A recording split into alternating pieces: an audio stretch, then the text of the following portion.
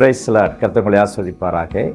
நாம் தொடர்ந்து ஊழியத்தின் வளர்ச்சிக்காகவும் தேவனோடு இருக்கிற அந்த ஊழியக்காரருடைய உறவுக்காகவும் நாம் தியானித்துக் கொண்டிருக்கிறோம்.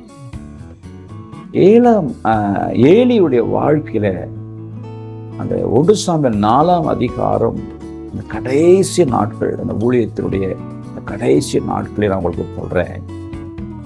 4ஆம் வசனம், 5ஆம் வசனம், 13ஆம் வசனம், 14, 21 வசனங்கள் வரைக்கும் நீங்க வாசித்து பார்த்தீங்கன்னா,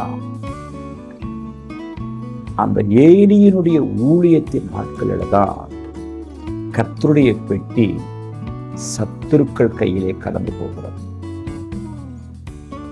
உடன்படிக்கை பெட்டி, வல்லமை விளங்கும் பெட்டி, கர்த்தருடைய பெட்டி, தேவனுடைய பெட்டி எல்லாம் சொல்லி இஸ்ரவேல் ஜனங்களை வல்லமையாய் நடத்தின தேவ சமூகம், கேருபீன்கள் சேராபீன்கள் இருக்கிற மகிமையான ஒரு சன்னிதானம், அந்த உடன்படிக்கை பெட்டி நடுவிலே கிருபாசனத்தில் நான் வந்து உன்னை சந்திப்பேன் சொல்லப்பட்ட மகிமையான ஒரு அனுபவம்.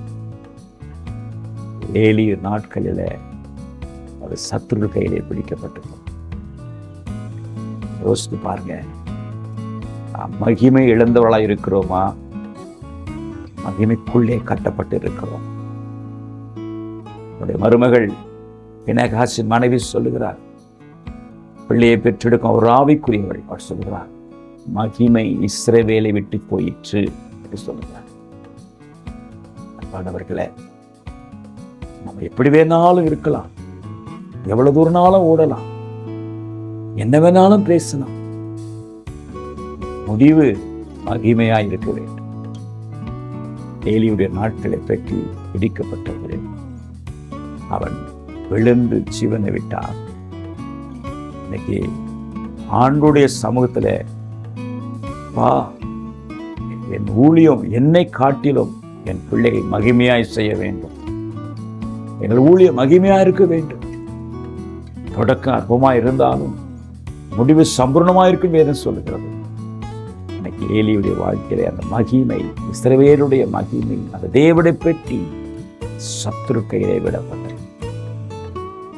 யோசிப்போம், ஒருபோதும் கர்த்தர் நம்மை கைவிட மாட்டார். மீண்டும் நம்மை கட்டி எழுப்புவார். மீண்டும் நம்முடைய ஊழியங்களை மகிமையாய் கட்டி எழுப்புவார். கர்த்தர் நம்மை பயன்படுத்துவாராக. God bless you.